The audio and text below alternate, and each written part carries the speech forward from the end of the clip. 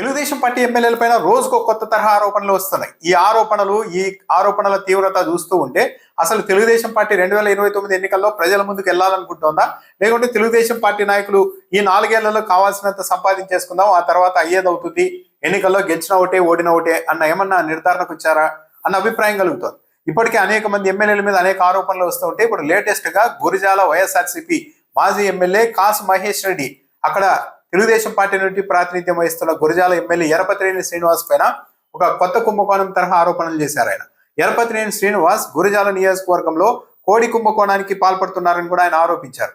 ఈ కుంభకోణం చూస్తుంటే మాకే సిగ్గేస్తోందని కూడా కాసు మహేష్ రెడ్డి వ్యాఖ్యానిస్తున్నారు.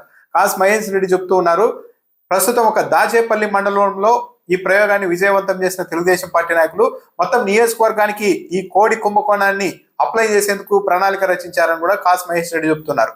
ఆయన చెప్తున్నారు, తొలుత దాచేపల్లి నియోజకవర్గంలో దాదాపు 4 హోల్సేల్ చికెన్ వ్యాపారులు పనిచేసే వాళ్ళు, అంటే కోళ్ళను సరఫరా చేసే వాళ్ళు 4 ఉండేవాళ్ళంట. అయితే గత 9 నెలల క్రితం వాళ్ళందరినీ పిలిపించుకొని పోలీసుల నేతృత్వంలో బెదిరించి మీరంతా ఇక్కడ ఈ దాచేపల్లి మండలంలో కోళ్ళను అమ్మడానికి వీలు లేదంటూ పోలీసుల ద్వారా బెదిరించారు. అందులో వెంకటరెడ్డి అనే వ్యక్తి ఉన్నాడు. బెదిరించిన వాళ్ళలో, బెదిరింపులకు గురైన వాళ్ళలో వెంకటరెడ్డి అనే వ్యక్తి ఉన్నారు, మరో చౌదరి కూడా ఉన్నారు. అలా వాళ్ళని బెదరగొట్టేసి వెంకటరెడ్డి అనే అతనైతే ఇక ఏకంగా ఆయన మీద నువ్వు మాట వినకపోతే, ఈ వ్యాపారం ఇక్కడ మానేయకపోతే గంజాయి కేసు పెడతాం, రేప్ కేసు పెడతాం, నువ్వు షాపు తెరిస్తే మీ వాళ్ళతోనే కొట్టిస్తామని కూడా బెదిరించారు. దాంతో ఆయన వ్యాపారం వదులుకున్నారు. అలా వదులుకొని వాళ్ళంతా వెళ్ళిపోయిన తర్వాత మొత్తం ఎరపతినేని శ్రీనివాస్ ఆధ్వర్యంలో ఈ కోళ్ళ అమ్మకం మొదలు పెట్టారు. పక్క మండలాల్లో కంటే ఈ మండలంలో దాచేపల్లి మండలంలో ఒక్కో కోడికి అంటే కిలో మీద 30 రూపాయలు అదనంగా వసూలు చేస్తూ వస్తూ ఉన్నారు. ఇలా రోజుకు 2000 కోళ్ళను అమ్ముతున్నారని చెప్తున్నారు. అంటే రోజుకు 50,000 రూపాయలు లాభం, అంటే పక్క మండలాలతో పోలిస్తే ఇక్కడ 50,000 రూపాయల లాభం పొందుతున్నారు. ఇలా నెలకు 15 లక్షల రూపాయలు సంపాదిస్తున్నారు. ఏడాదికి 1,80,00,000 రూపాయలు ఇక్కడ దాచేపల్లి మండలంలో మాత్రమే సంపాదించేశారు.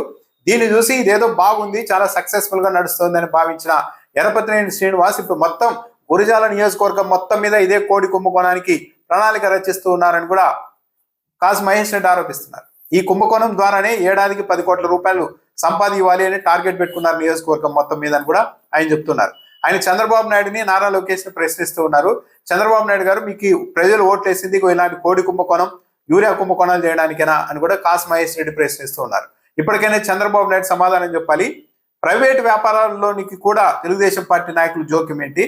రేపొద్దున ఇంకో తెలుగుదేశం పార్టీ నాయకుడు వచ్చి ఈ నియోజకవర్గంలో మొత్తం మటన్ నేనే అమ్మాలంటారు. మరి మటన్ మొత్తం అతనికి ఇచ్చేస్తారా? వ్యాపారం మొత్తం. ఇంకొకరు చేపలు మొత్తం నేనే అమ్మాలంటాడు, ఇచ్చేస్తారా మీ పార్టీ నాయకులు అని చెప్పేసి ఇచ్చేస్తారా?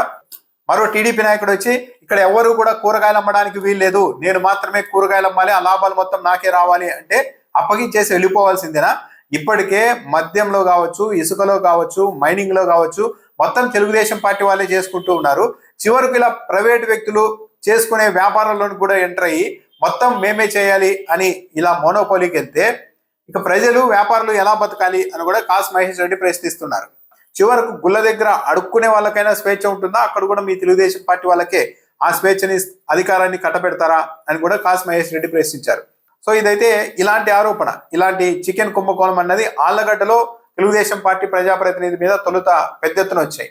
అక్కడ చికెన్ కేజీ కింద అని హోల్సేల్ వ్యాపారాలని మొత్తం తరిమేసి మొత్తం హోల్సేల్ అంతా ఆ ప్రజాప్రతినిధి కుటుంబమే హ్యాండ్ ఓవర్ చేసుకొని ఎక్కువ ధరకు కోళ్ళు అమ్ముతున్నారు, కొనాల్సిందే, బయట నుండి ఎక్కడైనా తెచ్చుకుంటే మీ షాపులు బంద్ చేస్తామంటూ బెదిరిస్తున్నారు అని చాలా రోజులుగా వస్తున్నాయి. ఇప్పుడు అదే తరహా వ్యవహారం గురజాలలో కనిపిస్తోందని కాసు మహేష్ రెడ్డి చెప్తున్నారు.